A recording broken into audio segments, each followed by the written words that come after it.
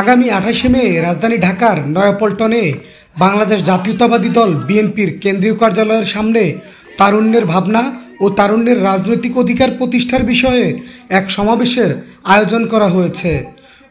উক্ত সমাবেশকে সফল করার লক্ষ্যে 18ই মে রবিবার বিকেলে শিল্পাঞ্চল আশুলিয়ার বলিভদ্র বাজার এলাকায় ধামসোনা ইউনিয়ন যুব দলের উদ্যোগে এক প্রস্তুতিমূলক জনসভা অনুষ্ঠিত হয়েছে। এ সময় ঢাকা জেলা যুব দলের সাবেক যুগ্ম সাধারণ সম্পাদক জাহাঙ্গীর মণ্ডলের সভাপতিত্বে প্রস্তুতিমূলক সভায় প্রধান অতিথি হিসেবে উপস্থিত ছিলেন ঢাকা জেলা যুব দলের সহসভাপতি মোহাম্মদ রকিব দেওয়ান রকি। আইনের সুশাসন, শিক্ষা ব্যবস্থার নেতার কথার উপর ভিত্তি করেই কিন্তু আমরা এই প্রত্যেকের ঘরে ঘরে জনজনে পৌঁছানোর চেষ্টা করতেছি, যাতে আমরা 31 দফা জনগণের সামনে উপস্থাপন করতে পারি। বিশেষ অতিথি হিসেবে উপস্থিত ছিলেন ঢাকা জেলা যুব দলের যুগ্ম সাধারণ সম্পাদক তাইজুল ইসলাম। এছাড়া উপস্থিত ছিলেন ধামসোনা ইউনিয়ন যুব দলের সহসভাপতি ইদ্রিস আলী ভুইয়া, যুবদল নেতা শফিক, মাসুম, আতাউর সহ আশুলিয়া ও ধামসোনা ইউনিয়নের যুবদলের নেতাকর্মীবৃন্দ।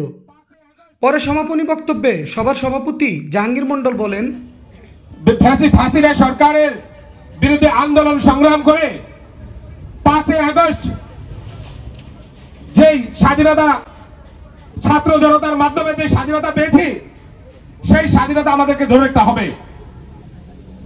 এই ফ্যাসিস্টের বিগত 17 বছর এই হাসিনা সরকারের কারণে আমরা কোনো মিটিং মিছিল করতে পারি নাই। আজকে ছাত্র জনতা সবাই ঐক্যবদ্ধ হয়ে আন্দোলন করে ফ্যাসিস্ট সরকারের সরাইছি বিদায় আজকে এই মহাসড়কের উপরে এই মিটিং মিছিল করতে পারছি। যে ফ্যাসিস্ট বাংলাদেশ থেকে বিতাড়িত হয়েছে, সেই ফ্যাসিস্ট যাতে বাংলাদেশে সারা জীবনের জন্য আসতে না পারে, আশুলিয়া থানা যুবদল ঐক্যবদ্ধ হয়ে কাজ করতে হবে। 28 তারিখে যেই তারুণ্যের সমাবেশ দিয়েছে, সারা বাংলাদেশে বিভিন্ন জেলায় যেই সমাবেশ হয়েছে, তার চেয়ে অনেক বেশি বড় অনেক লোকজন নিয়ে বাংলাদেশ ঢাকাতে মহাসমাবেশ করে তুলতে হবে। এর পরে উপস্থিত নেতৃবৃন্দ তারেক রহমানের 31 দফা বাস্তবায়নের লক্ষ্যে জনসাধারণ ও ব্যবসায়ীদের মাঝে লিফলেট বিতরণ করেন। আমাদের বাংলার পক্ষ থেকে 31 দফা লিফলেট বিতরণ করছি আমরা।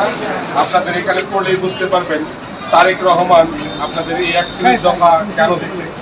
ভোটের অধিকার, স্বাস্থ্যের অধিকার, মানে আমরা সার্বিক যেটা আপনাদের জনগণ নিয়ে ভাবছেন, আপনারা এটা পড়লেই বুঝতে পারবেন যে তারেক রহমান আমাদের দেশকে ভাবছে, জনগণ নিয়ে ভাবছে। যদি অবশ্যই ভালো লাগে, তারেক রহমানের পাশে থাকবেন, আমাদের বাবা মায়ের পাশে থাকবেন। মাসুদ রানা, মেঘনা নিউজ 24, আশুলিয়া, সাভার, ঢাকা।